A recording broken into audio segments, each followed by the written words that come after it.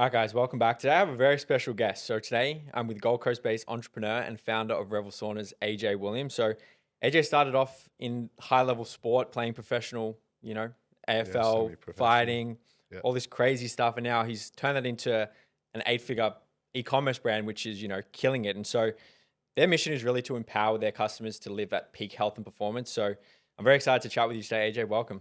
Thanks, mate. I'm looking forward to it. Super excited to dive deep into the world of wellness and business. Yeah, I appreciate you being here. And I think the best place to always start is I believe that the founder story is always the most interesting thing in business because no one ever gets somewhere easily, right? So tell us like a little bit more about AJ Williams. Like, where did everything start for you? Oh wow, it's a bit of a story, a bit of a journey as well, I suppose. Most people when they see me now, they don't realize like what I've been through. To get where I am, they just see like the good fancy things like nice house, nice car, and whatever, but they don't see like the grind that happened to get here and what like sort of created the AJ Williams, I suppose. Yeah, take it back to the start. I think growing up, I grew up in a public housing household, which is something that I was like so scared of talking about until probably I would say like 12 months ago. I finally like opened up. Some of my best friends that I've known for like ever, and even growing up, still didn't know that I grew up in like Wow. housing commission. So I would like get dropped off by their parents like around the corner from my house and then like leg it leg it to running Wow. home, which is pretty crazy. But I suppose I'm way more open to speaking about it now, which is why I like that I can empower other people to come from sort of nothing and create something for themselves. Yeah, I grew up in public housing, two alcoholic fathers, so I was sort of destined not to be into health and wellness, I think. Luckily, I found footy from a young age. My stepdad actually got me into boxing when I was 4. So I started doing that. He actually lied to the boxing coach and said I was like 6 or something, just so that I could do it. And that sort of started my sports journey. I started playing rugby league of all things when I was 4 as well. Played under sevens for 3 years. And in a way, I'm super grateful that he like started me there. I don't know what made him take me down there, but something did. And then I sort of found my love for like sport that way.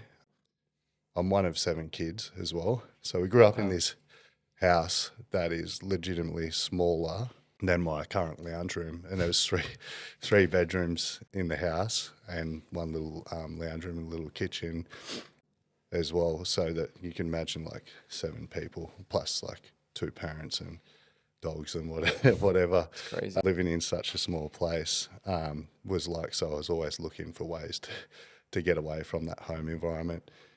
Growing up, yeah, did a bit of boxing, and then turned that off and sort of focused on footy. When I got to year 7, I think it was, I actually had a scholarship for rugby league because from the Gold Coast and Coolangatta, it's really like everybody loves rugby league here. No one really likes AFL. Well, back then, that was the case. And one of my friends was like, "You should come and try AFL." And then my stepdad liked it for some reason. I think he played it when he was younger. And then, so I went and played it and I actually just like loved it. I quit my school scholarship, which was for high school in rugby league to play AFL. And then, Good choice. It's way better. yeah, it's a way better sport. And then, obviously I like was able to adapt pretty quick and played like semi-professional AFL for quite a long period of time. As I was sort of getting into my like early 20s and like around 23, I think it was, like MMA was like standing out to me. I think I just like watched it a couple of times. So I watched one of my mates fight, and I'm like, oh, that's so cool. Like, I want to go and try it. And because I'd done boxing when I was younger, and I'd done like a bit of other martial arts growing up, I went down and gave it a crack, and I found it like helped heaps with like my mental health as well. Like it gave me like a focus. It was like a discipline thing, right? Growing up, like had like a pretty strict disciplined house, even though that it was that environment. But it was that's one thing I sort of took from growing up that way was like the discipline as well.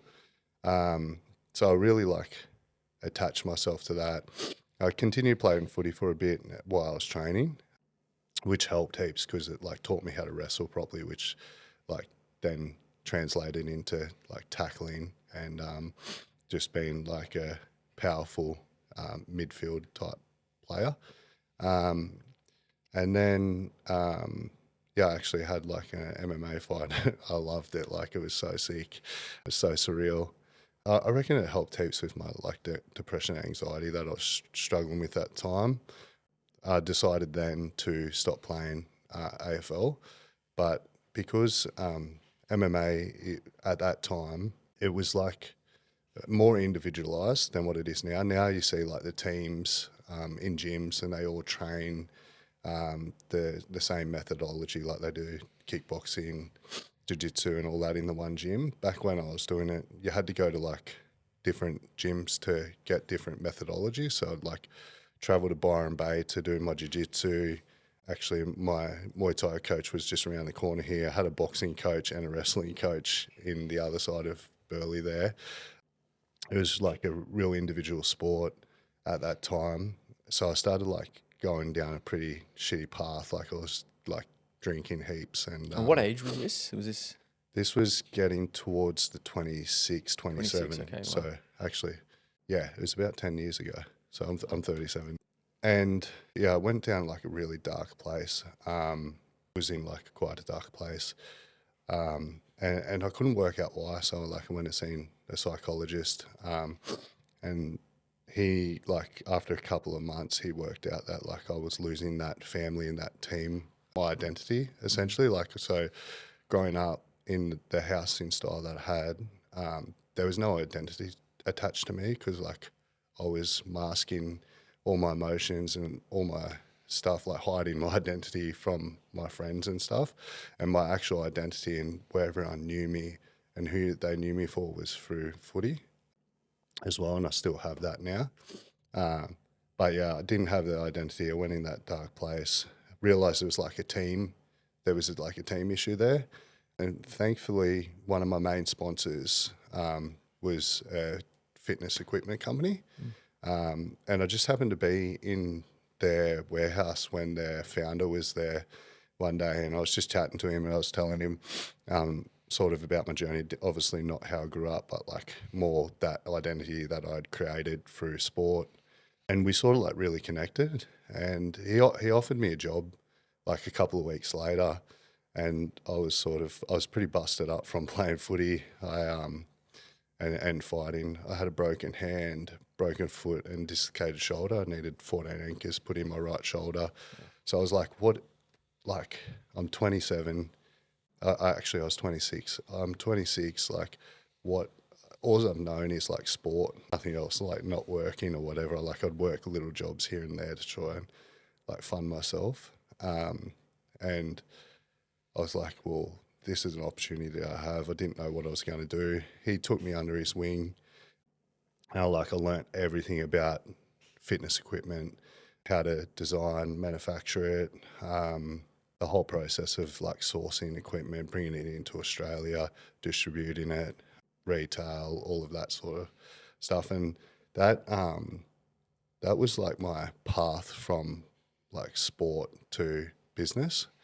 It was it made me feel like I was part of a team again, which was really cool. So like I'm able to take a lot of like what I learned through footy and translate that into business. And then, yeah, I was in that business for a while, and then we decided to start a startup outside of that business together.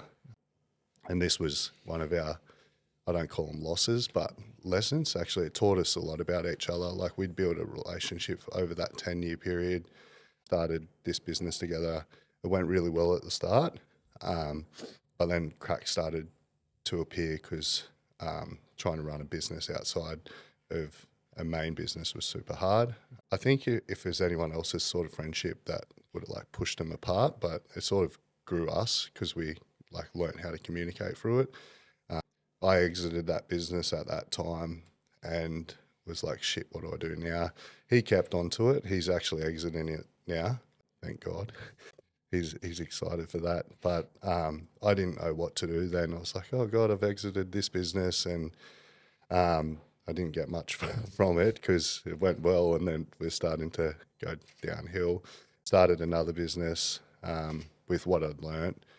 It didn't do amazing, and we were just chatting, and we engaged this innovation specialist, and both myself and my business partner, who I was just talking about, Dan, are really good at like innovation, sourcing, product manufacturing. I'm really good at building brands, like really strong at building brands and connecting with the consumer. And so yeah, we did this innovation cycle, which was really cool. And we there was 4 areas of opportunity that stuck out to us. Those areas were, one was actually sauna and ice bath. The other one was like in the mental health space, which obviously connected with me a lot, growing up the way I did, like suffering mental health. And during my time of like fighting and football, I was always doing stuff with like Beyond Blue, the mental health foundation. Like I was always like raising money and helping donate to that charity. So those 2 sort of stuck out to us. There was another couple within the health and fitness space, but we sort of just like car parked them. We went down the route of like the mental health space. This was in 2022, actually. This was another startup? Yeah. And created a noise cancelling headphone that had biometric brainwave sensors in it. Oh. Yeah, so essentially what you would do you would like do a meditation in the morning, put your headphones on. You could use them as normal headphones as well. And when you're like meditating, like when you're meditating, you start thinking about all the bad shit, like everything that's human nature. Yeah. And you can't actually like focus on that meditation and get the true benefits of it. That would like register in the way the algorithm was, and then sort of guide you. It would be like pull you back in through breath work and stuff like that. Oh. So super advanced in 2022, but the like total addressable market was so big that I was like, yeah, we've got to go ham in this. So I like invested not everything I had, but like a lot. Like I put a lot on the line for that business, and so did my business partner and the guys that invested in me to build that brand. And we were going through it, and I was spending a shitload on like advertising and marketing. We were doing it for about 6 months before I pulled ripped the Band-Aid off and sort of took it around the back of the shed and shot it. That's a business terminology that we mean, that we sort of use. But we do have a patent on that product, and there are people interested in it, but we car parked it.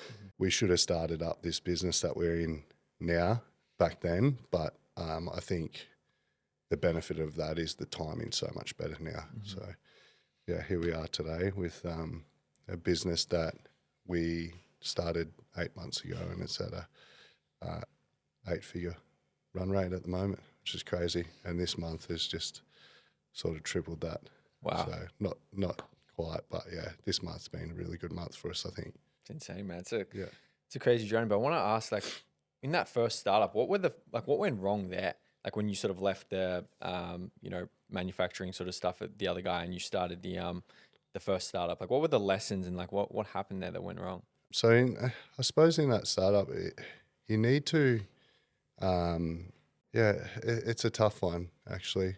Because it was like we didn't do any innovation. Well, the product was innovative, but we didn't actually like do any consumer or market research. We were like, people need this product. Like, they're gonna want it. They're gonna buy it. We partnered like with like an influencer to be the face of the brand.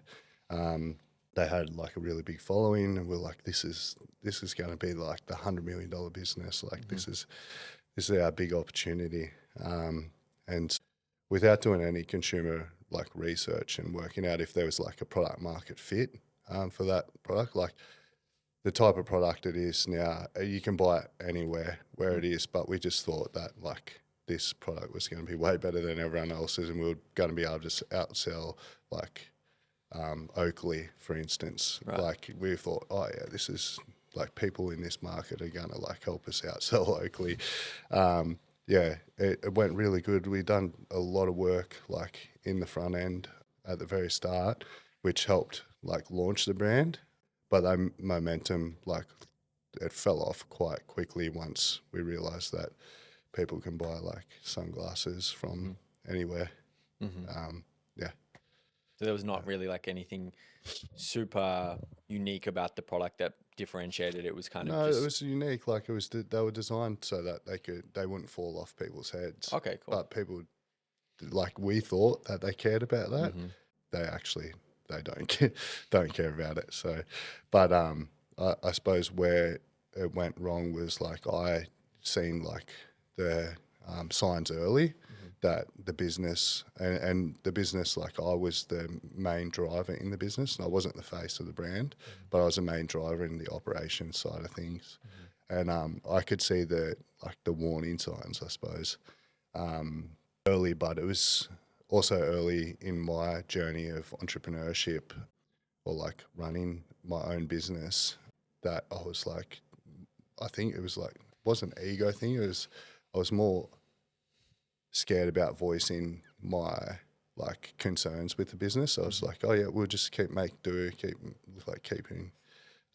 keep the ball rolling. And I should have just said, hey, I think there's like something wrong here that we should look at instead of just going through the motions with it and thinking like trying to hang on to something.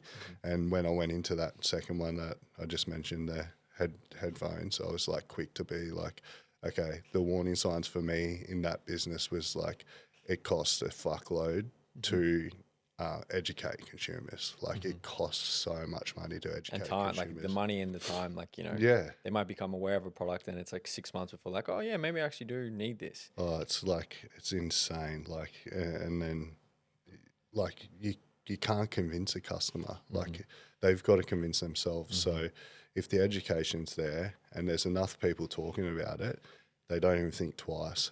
And like you look at it in our market now, people don't think twice about like dropping like 20K on like a sauna and ice bath combo online on their credit card. And like who the fuck spends 20K on their credit card online? Like, but people do now because they prioritize their wellness. That kind of answered part of my next question, but I was going to ask, like, so now how do you identify like product market fit and market research, like before, well, maybe you can't do it beforehand, but maybe before, like, investing a ton of capital into something, like what are you looking for in terms of it being viable? Yeah, that's a really good question. And that's what we really strive to do. Everything that we now do now, because that, the eyewear business that I was speaking about, we invested so much money early on without doing any product market fit. So now we do a MVP of anything that we do, like even the device, even though I chucked a whole heap of cash into it. The numbers sort of stacked up at the time, but what I didn't see was the education costs. And something else I didn't see and mentioned before as well is there's like so many high quality manufacturers of headphones and stuff around, like in Southeast Asia and China and stuff. And they're all super quality. So it's not hard to find a manufacturing partner. But when you're building a product that's like competing against Bose and stuff, you need to go to the best. And through my ability to source really high quality factories, we were able to get meetings with all of like the top 10 factories that manufacture headphones and stuff. When you go there, it was such a different scenario to what I'm used to. Normally you go there and you're like, we've got this product, you're going to manufacture it for us. With headphones, like it's like we got to pitch the product to them because they're just punching out like millions of headphones. They're like, as if I'm going to change like headphones for a set of headphones that may like change the design of headphones for a pair that maybe sell like 1 million a year. They're like just doing such big volume. So they were like, no, you pitch the idea to us and we'll see if we want to do it. And it was so hard to like get people to like go, yes, tick it off. So that was a massive issue for us as well. Was that the same with Revel saunas? Like, No. or was it kind of like, Yeah. there was a lot of opportunity for you to just be like, hey, we want these type of thing? Yeah. because the business that I mentioned that like the owner, like my business partner took me under his wing because we had that them relationships with those factories and stuff. We like already had like an in, so I was like, okay, this is what I want my saunas to look like. This is what the quality that I need them to look like. I was able just to go to like I broke it down like so.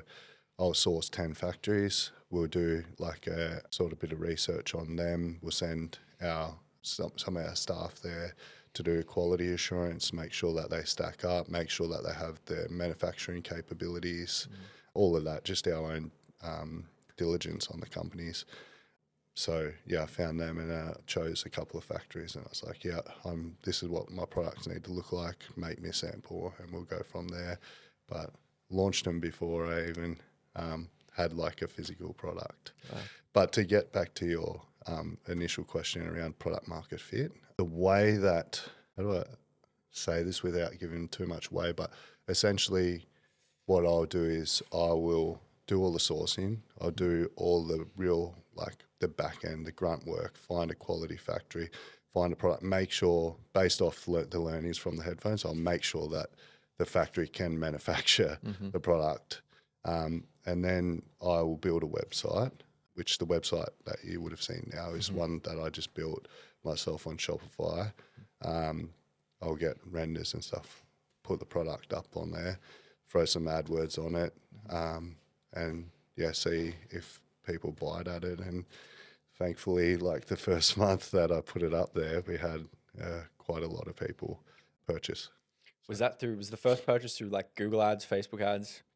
It was through Facebook ads. Do you remember the first purchase, like how you felt? I still get that feeling when my Shopify notification goes off. I get the little cha-ching and it still gives me warm and fuzzies. But now it's more like when I see like the $40,000 or $50,000 orders come through, that makes me pretty excited. It's crazy. It still gives me the same feeling, but I still remember that little like yes. But because I'd recently gone through like the headset process, I would like get that like sensation. I'd be like, oh shit, like, is this just going to stop? Is it going to switch off? And thankfully it hasn't.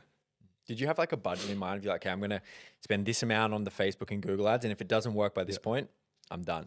Yeah, that's exactly spot on. Like, so I have like my own algorithm that we work off. And like we work off like a marketing efficiency ratio. So the revenue that's brought into the company will allocate a certain amount of spend to making sure. And if that goes over that like threshold that we've got, then I start looking at like, why is it going off that threshold? Are the assets crap? Is our communication, is our brand tone and voice on point with who we're actually targeting or what the market is speaking to at the moment? So that allows me to make like critical decisions when it's like, okay, we should turn this off. Because like if it blows out, you're like, okay, we're educating. Well, if it blows out and you're like, okay, our assets are on point, our brand communications are on point, and our brand voice is speaking to what we've done in that initial consumer research. So we interviewed over like 2,000 people early on in that process when we went through like the headphone and the sauna, which gave us like the tone of voice we need to use to our consumers, what they want to hear to make a purchase. One of my first ever mentors said, you got to literally find what people are saying about like a product and you just use that exact language in the thing. It's like, oh, I'm struggling with customer acquisition. You use that exact wording. Yeah. And so it sounds like it's a good part of your guys' process too. Yeah, 100%. I think that was probably the biggest learning from the headphone thing. I'm like, okay, I'm going to get people to like buy this, but I'm going to communicate how we want and like put it into their head that they're going to buy it. But I suppose if you go to a car dealership, generally you'll walk in there knowing exactly what car you want. Like there's no chance I'm walking into like a dealership and having my mind changed. It's like, I know what I want to get. It's just about like you selling it to me now. So the same sort of context when it comes to advertising and what people want to, like, especially now, like cost of living is so high. Like I think this month was the first time that inflation had like decreased quite a bit by like 0.5% or something. But up until this month, it was just like everyone was like, wow, like money is getting so much tighter. So if you're going to answer all the questions that people want to hear and give them confidence in their purchase, they're willing to drop that cash. But if they even like have the slightest doubt by like your communication or the way that you communicate with the customer, with your messaging, they're like, no, I'm not giving you my money. Mm-hmm. So do you guys have like a process for validating that? Like you say, like, the assets are on point, the brand voice is on point. Do you have like obviously you refer back to the initial sort of research and stuff you did, but like at what point, because some of it is maybe guessing in a way in my mind. I'm like, how do I know for sure? Like, how do you give yourself as much clarity as possible on determining that? Because it's something that's not a natural thing to know, Yeah. I think during that innovation cycle, we built out this thing called our clues library. And we were like, when you would interview people, like if they said a certain thing, you'd chuck that into the clues library, and then you link your like interview or the notes to that. Or if you're like researching like say like articles, we'd have like all different white papers we'd put in there, and you'd find like keywords that would pop up all the time. You'd put that in the clues library. You whack that into there, and then you just allocate like a category that it comes up in, and then you can break it down to that category. So say sauna, you can just select sauna, and it's a Google Doc essentially. It'll have the all the stuff that all the key takeouts from like the sauna questionnaires or like Andrew Huberman podcasts or something. So you start seeing the consistency with wording, and that allows you to create like an asset that then you can test with consumers, and then you just stack them up with a whole heap of different things, and you just put them in front of consumers and see how they react. But it doesn't always translate either, I don't think. There are some things, especially with the headphones, that like connected with people, but you really need to do that same. So do it in the pre-market validation, but then do it in market as well and see where that stacks up, because it's one thing people saying yes to like your messaging and marketing in pre-market validation when they don't have to fork out like a couple of grand for a product versus in market where they've got to actually put their hard-earned cash down. It's a big difference. Yeah, for sure. So yeah, essentially it's going off what the ROI is on that ad set or how that's performing. But man, like, it's just testing, don't guess. Like, just throw it out there, test it. We still have ads that I hate looking at because they're so shit. But they've somehow, we've nailed like maybe the messaging on them. They look crap. They're like crappy renders, and they're like performing better than our actual like high quality images. Blows my mind.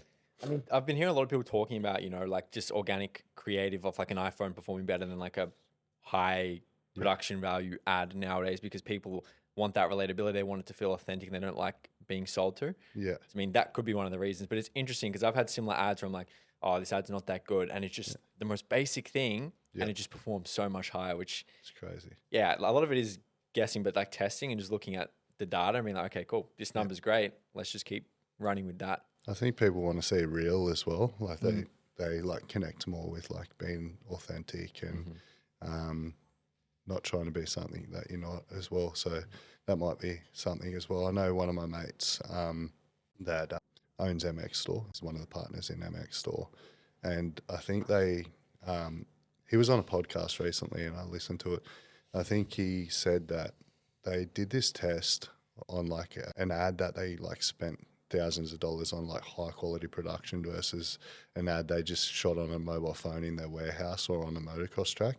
And like that one, like the one that was on the phone outperformed by like 13%. Yeah, so it's crazy. You can spend all this money or you can just put something out there and test it. And if it doesn't work, you've lost like at worst like a couple of $100. If not, you've just gained money. I think it makes it easier than ever now for people getting started too, because they don't need to go and hire a studio and do all that stuff. They can literally have a product, use their iPhone and just, bang it out. But on the topic of authenticity and things like that, I know you're quite active with your own sort of like content and personal brand. Like, Maybe why do you do that, and what sort of impact do you feel like that has had on your business? I suppose like when I started talking about my mental health and and how I've sort of helped myself in a way because yeah, I would go to psychologists and stuff, but I wouldn't get it what I needed from it, if that makes sense. So I started posting about it online, and people like really connecting with it, and I'm like, okay, then like there's something with like just being vulnerable and putting yourself out there that connects like the dots for people. So now I'm like, okay, then like I'm just gonna like business is an 8-figure business, and generally you would have somebody running. We've got a couple of people in like our socials team, from like organic socials to paid ads to like content creation and stuff. But the reaction that a customer gets when I actually like jump on and reply, or like so I see somebody following us that like I know that's like either famous or I know through a friend, I'll be like, hey, how you going? Just notice you're following me, following the brand. If there's anything I can help you with, let me know. And they just connect with that straight away. And it's just like, wow, this guy's not just some fella that's like paying for everything and just, yeah. I think they just connect with it, and it allows them to feel comfortable buying through you. Definitely. And I think, doing the unscalable things, especially early on in a business, Yeah. could be the biggest ROI, right? Because Yeah. when you have that connection with customers, they, firstly through the content, but then secondly through, the way you connect with them, Yeah. like who's doing that really? I don't think I'll ever stop, to be honest. Yeah. I Like, mean, it's yeah, just the easiest way to get that relationship where you're not a number to, sorry, they're not a number to you. correct. They're a person. Yeah. I think that's where people go wrong. I think it's my unfair advantage as well. Is, excuse me, I don't know. I'm rememberable in a way, like we've covered in tats. As much as I think they're bad for business, they're also really good because people are like, oh, there's AJ, and I'm like pop up everywhere now, and they're like, it's like guerrilla marketing in a way. Like I'm in everyone's face, and Well, it doesn't matter as much when you're your own boss too. yeah, I know that, but it's like also like I've suffered with obviously growing up the way I did. I've got a lot of like imposter syndrome. I'm like, and self sabotage. It's like you don't deserve to be here. Like Why though? I don't know. It's like I feel like I don't deserve like what I've made for myself in a way. Like it's so weird. It's such a hard mental battle. It's like one, I get imposter syndrome, so like I'll sit in a room full of like high net worth individuals, and I'll be like feeling like I'm just like taking notes for them, like not like I'm at their level. That's the imposter syndrome. And then the other hand of that is the like self sabotage that comes in. It's like you don't deserve this, so like you start doing. I've had to really push it out of my internal processes. I think is like when I get to like a really good stage, I'll do something to like try and fuck it up, or I'll be like, I don't like internally. It's like you don't deserve this. Like, just stop doing it. Like it's like a massive battle inside. Well, it's not uncommon. I think a lot of people have, different patterns. Yeah. And, there's actually a really good book. I'm not sure if you've heard of it. It's called What to Say When You Talk to Yourself. I think it's the best book in terms of thinking that. Yeah, I finished it once and I just started listening to it again, and then I listened to it again straight after. Wow. I'll There's have not to many listen books to I it. can do that. Yeah. But I think it just paints a really clear picture because it's not done by this woo-woo spiritual person trying to sell you a course or something. It's by like this PhD researcher. And maybe it will help on that. I don't know. But Yeah, I'll have to listen to it. No, I it's love good. my audiobooks. But tell me about the realities because, growing a business to 8 figures in, 8 months sounds freaking amazing. But what are the realities that people don't think about? Oh, a lot of people are like, oh, you've got so much cash, like, rah. You're on Lamborghinis and the yachts. Yeah. A lot of people like, when are you getting a Lambo or whatever? But no, like people's perception is pretty unrealistic because like what social media does is like you see people that are super successful, but you don't see like the years that they've spent building that success up. So you just see this guy on Instagram that does well, and then that's driving a Lambo. Not me. I don't drive a Lambo. I'll just stay pretty humble. And you're like, oh, okay. So then like, oh, everyone's like, oh, I see your ads everywhere. You must be killing it. And I'm like, yeah, the business is doing well, but there's also like a lot of cost to business and a lot of reinvesting and stuff. I don't think people realize that like it's a long-term play. Like you need to have like a lot of staff, a lot of money in inventory, especially like we'll pre-order on everything. So for the first, like we're 8 months, I think 8 months in this month, and we still don't have everything in stock. Like we've never had been in an in-stock position until on most products until now, but now we're still out of stock. So we've invested a lot of money into inventory. And that's like slowly feeding in. We should be on like a massive inventory in a in-stock position like next month or the month after. So there's all those costs, the advertising spend, warehousing. Warehousing's expensive as like it's the most expensive party business, warehousing staff. And then it's also like having the time to like onboard the staff. It's like, yeah, you can get staff now, but who's going to onboard them and show them the systems? And it's really hard to find staff that are able to adapt to the startup mentality, especially like you want to get high level staff, but they can't transition to startup, and you sort of don't set them up for success by bringing them on to the business early. So I've got to wear so many different hats. But yeah, warehousing's massive. Like shipping, we do free shipping on everything, and saunas are big bulky goods. I was going to say, it's not going to be cheap. No, it's super expensive, and like you send a sauna to WA, and you look at the invoice that comes from it, it's like, fuck, what are we doing free shipping for? But we're trying to build a brand at the end of the day, and that has a cost. Yeah. Is your goal to exit? Yeah, 100%. We have a 3-year exit plan. Nice. You have a number? Yeah. You don't have to disclose it if you don't want to, but it'd be great to exit like $100 million business. nice. And like, it's not unachievable. Maybe not in Australia. Like that would be pretty hard. And it's always good to have like a BHAG, like a big, hairy, audacious goal. But the realistic side of business is now, from like all of our learnings and our relationships and stuff that we've built, we can penetrate the US market so much easier from Australia now, with everything being direct online. I think there's also a saying of like content is king and distribution is the kingdom. And that's so true when you're looking to exit. It's like we want to be everywhere in everyone's face.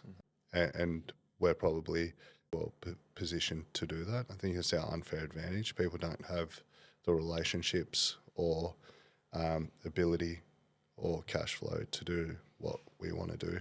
And yeah, I'd say I'd be ecstatic with $100 million 3-year exit. The reality is of it is potentially like 50 mil exit in 3 years, which would be pretty cool. Oh, nice. Yeah. You know, Justin Tan, the founder of Twitch, they sold for like 970 million. He goes, first time founders, they focus everything on product. Yeah. Second time founders focus on distribution, right? So it sounds like Yeah. whether you knew that or not, like having that distribution, being everywhere. Yeah. And I was going to ask, because obviously there's a lot of people in the, health, wellness, saunas, ice baths now. Like obviously besides those differences you may have mentioned, what else like helps you guys stand out and be so successful, do you think? We're really, really good at building brands as well, and our product like sourcing and manufacturing is one of our real key differences. We have a few things in the works. We do have IP within the business, which is pretty cool. Nice. And that IP we can choose to use whenever we want. There may be people selling products which we own IP on, and they don't know. True. Wow. So, yeah, just keep those things up your sleeve a bit. So register IP early. So IP being like, the design, the make of a certain thing. Patents. Patents.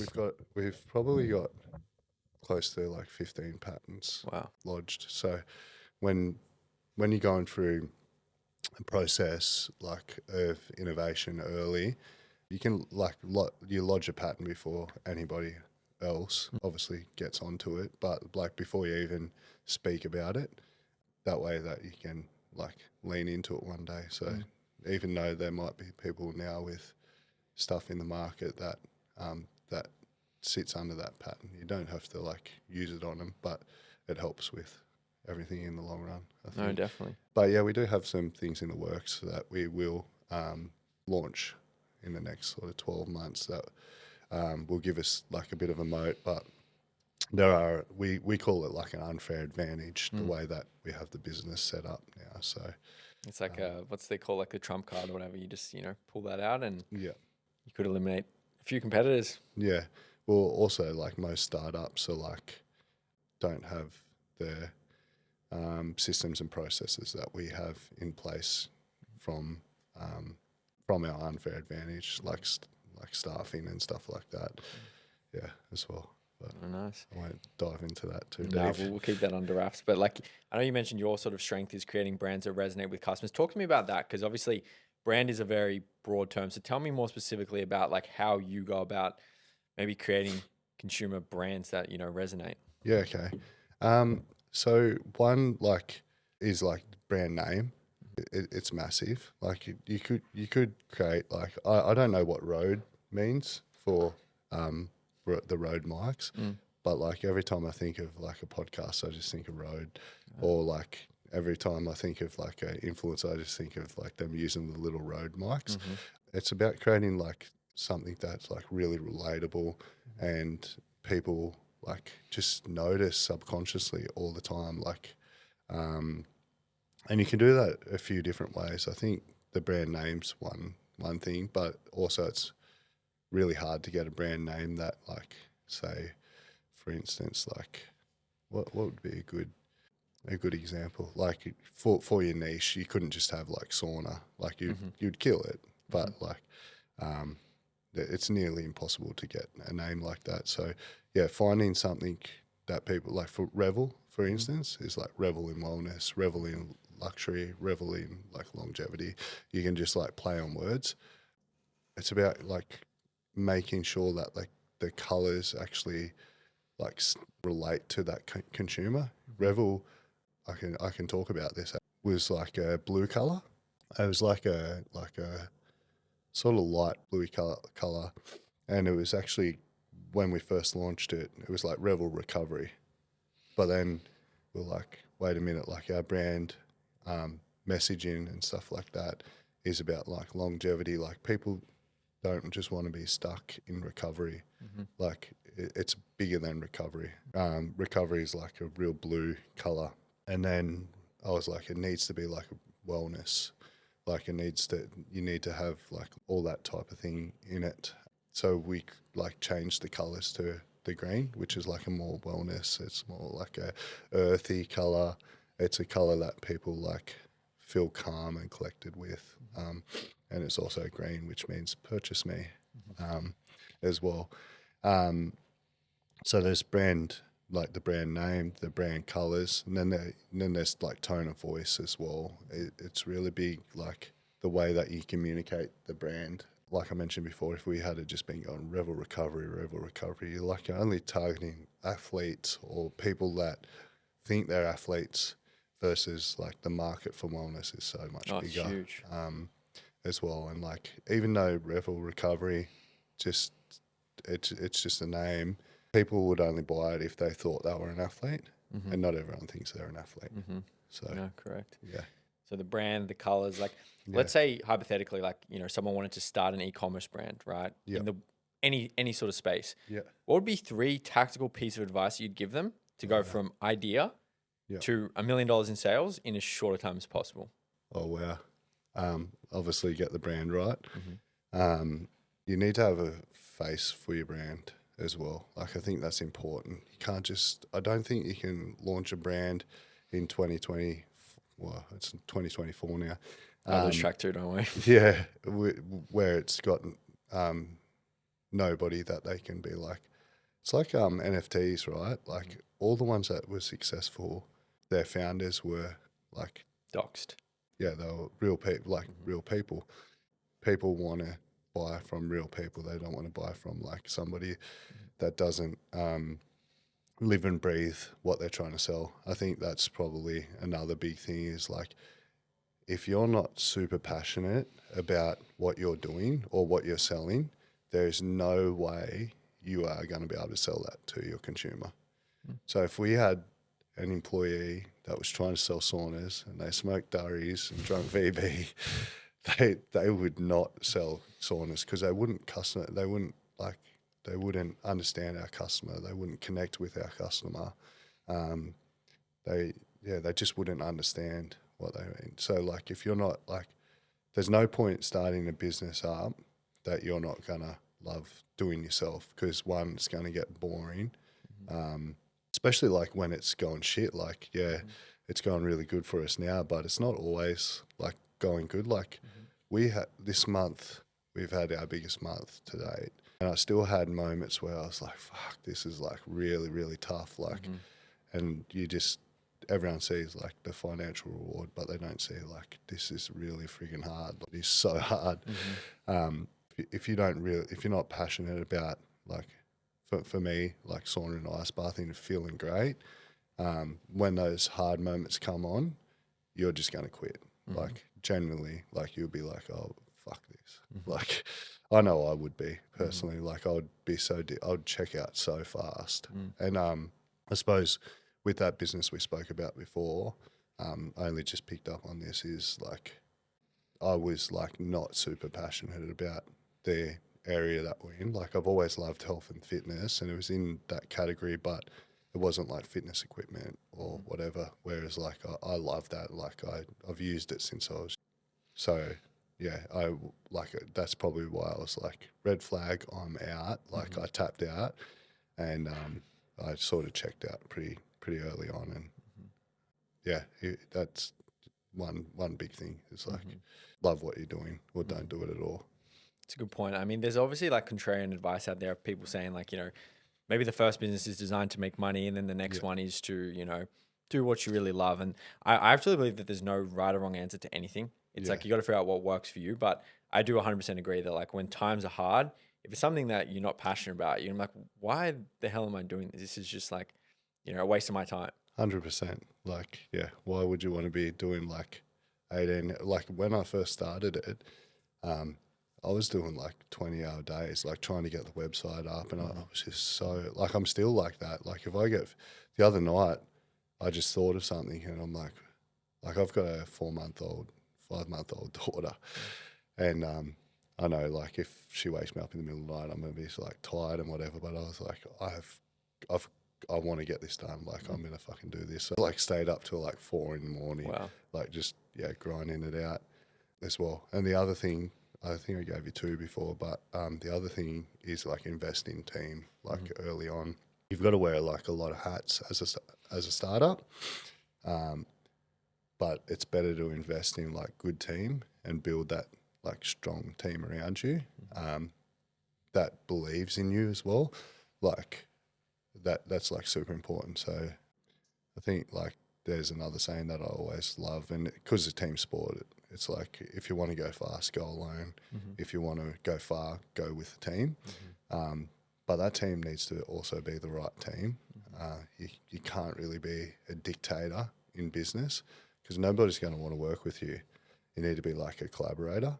And I think that's like another unfair advantage that I've got, is like, I'm not a dictator. Like when it comes to like team around me, like I want to involve them in every decision possible. Because like if I don't have their buy-in, there's no way I'm going to go, oh, I noticed this is like not right. Like generally at the moment, if I notice something's not right, I'll just jump on and fix it myself.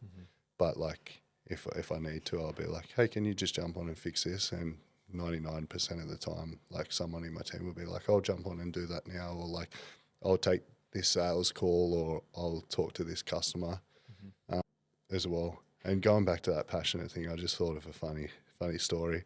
I was like, I mow my lawns to like as my downtime. Like I love like lawn porn, and I've got quite a bit of grass. And the other week I was mowing my lawn like on Saturday afternoon, and I get the sales calls like because I love having my finger on the pulse.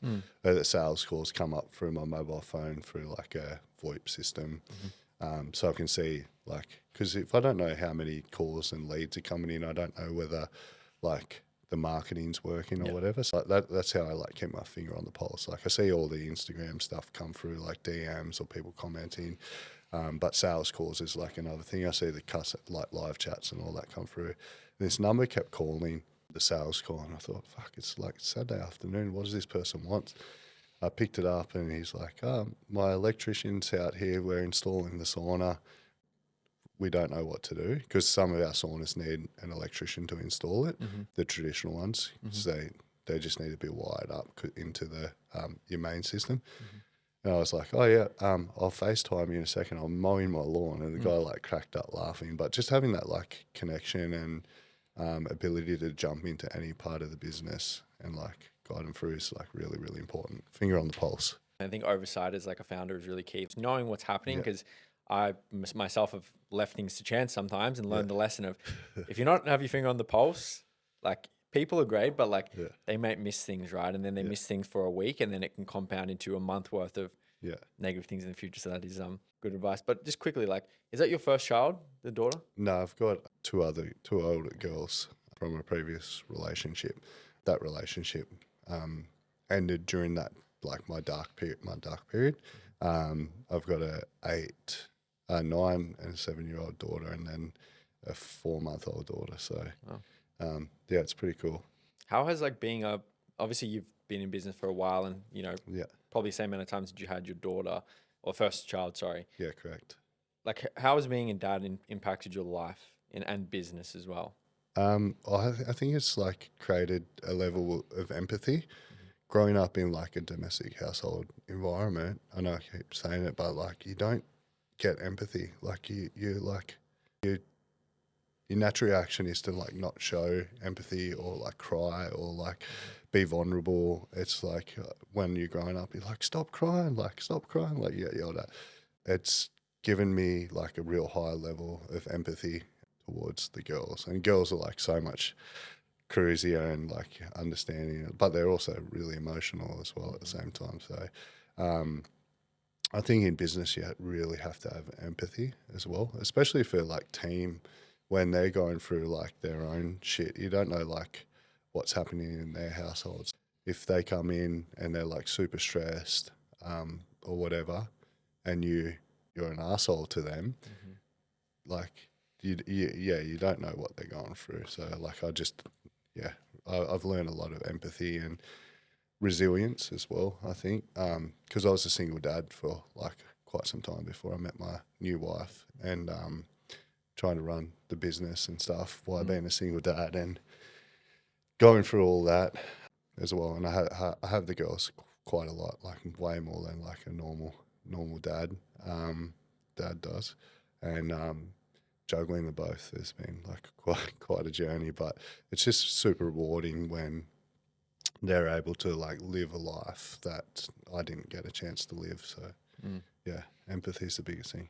No, nice. It was a selfish question because, you know, like I want to know that for myself because I'm not like a father yet, but it's like I've heard many people say that when they had a kid, everything changed. It was like now they had such a bigger why to actually achieve stuff. So 100%. But I definitely agree with the empathy thing. Like my dad, you know, he's been in business a long time, and I always get to ask him questions, which I think is one of the biggest blessings because starting a business isn't easy. And just from simply having the guidance of like, okay, you need to go set up a company, do this. It's things that people could take days, weeks to figure out. But he told me about a concept called compassionate accountability, where it's like you have to keep people accountable, which requires it being, you know, strict, but you have to be compassionate. So it's combining, you know, he's like, if I came to an employee and was just keeping them accountable, I'm going to be an asshole basically. Yeah, for sure. So it's like, you know, that combination, which I think is super important. So it's called a shit sandwich too. It's like when you give someone shit and then you make them feel good about themselves. Oh no, it's good shit and then good as well. It's like, yeah, you can't always be that shit person. You got to be good on either side of it. Otherwise you're just like wrecking their days. Yeah, no, definitely. So, no, I forgot what I was just going to mention then when you said that. Yeah, I don't know. Well, maybe while you think of it, What's one question that I haven't asked you today that I should have asked you? Oh wow, That's is all that a right. It's a preloaded tough question? question. I know it's a tough question. I Um, once heard someone ask that question. I was like, it's such an amazing question because I think, yeah, you know, I've heard people give mixed responses to it. But yeah, anyway, maybe we can wrap it up on like, how would you sort of obviously you've navigated a lot of your own challenges and stuff like that. Like yeah. what's like maybe one sentence piece of advice you could give someone who's maybe going through those experiences that you've had and like, what would you tell them if you could talk to them right now about, getting their life to where they, deserve it to be? Yeah, I suppose the biggest thing is like don't doubt your own abilities. As everyone faces like challenges and stuff like that, and there's always a way out. Like there's always a way out. You could have your back against the wall, like with lions running at you, and I'm sure that you'd figure it out. Like your natural instincts is to figure it out, and it's like it's all about like just backing yourself. Yeah, don't doubt yourself, and don't be afraid to take a risk as well. I think not taking the risk is worse than like what it would be if you like lost everything, because like life's so short. I think like if I didn't have that risk appetite, I wouldn't be where I was now. And I think I don't even know where that risk appetite comes from, but yeah, I the biggest advice is just don't doubt yourself because everybody has the ability to get through adversity and shitty situations. It's sort of keep your head high and keep charging forward. Show up every day for yourself. One other thing that I didn't mention before is like how important it is to actually like give yourself time as well, like with not burning yourself out as well. So What do you do in terms of that? Like, do you have like a set day off, or do you kind of work until you feel that burnout setting on, and yeah, then take some time off? Like, what works for you? yeah, I'm my business partner calls like me and a couple of my close friends is like Mr. 150%. Like when I do something, I do it at like 150%. And then I burn myself out, like, because I just go so hard. And I think I'm learning at the moment is like, I'll go hard for like, really, really hard for like 3 or 6 months, not even 6 months, because you just physically can't do that. And then I'll start seeing signs of like me, like burning out. And then I'll just pull back myself from the day-to-day sort of side of the business and then allow myself to like get that headspace. Because if I'm like burnt out, I'm like, I find it hard to like even respond to people's WhatsApps and stuff, and I'm not on. I still find the time to reply to people on Instagram and stuff like that for the business because it like fills my bucket up at the same time. But yeah, I work in waves, so really hard, and then I'll pull back and just do just enough to keep going. I don't fully disengage. I'll do just enough to keep going, and then I'll find my spark again. And then it's like next 3 months is like a million miles an hour, and then I'm like, crashing, getting sick, and tired, and sleeping in, and not training, and all of that. And then that's an indication of like just spend some time on yourself, work from home, go to the beach, like go for a long run if you can, and because I know that like the journey is long, like life's short, but the journey is also long, which is random. But you can't just build something like super fast and stay at that pace forever. Yeah, I think it's a good reminder that it's a self-awareness game, right? Because if, I went through an experience where I burned myself out massively and like, had a quarter life crisis because of it, because I took maybe 5 days of rest in like, 3 years. And yeah, you kind of learn from that experience of like when there's those red flags or those signs, you just, step back, even though, there's the hustle culture and it's like, you have to always be doing it, but there becomes a point of like, diminishing returns where, you're less productive, you start to feel shit, you fall back into old patterns. So like having that awareness about, okay, I'm actually going to give myself half a day here. I'm just going to respond to some DMs, whatever, and not feel guilty. I think Don't for feel me, guilty. guilt is the hardest thing. It's like, I should always be working, but it's the entrepreneur's curse really, isn't it? I feel super guilty when my like business partner, like not this weekend just gone, the weekend before, it was like Sunday, and I was talking to him, and I was actually like super burnt out, and he's like, oh, I'm just working. And I was like, fuck, should I be working? And then I was like, nah, take your time. I just put my phone on D&D. And I was like, but it was so hard to like detach from feeling guilty. Like, oh, Dan's working. It's a Sunday. Like I should be doing something as well. It's Yeah, I'm like the super, exact same. super hard. But yeah.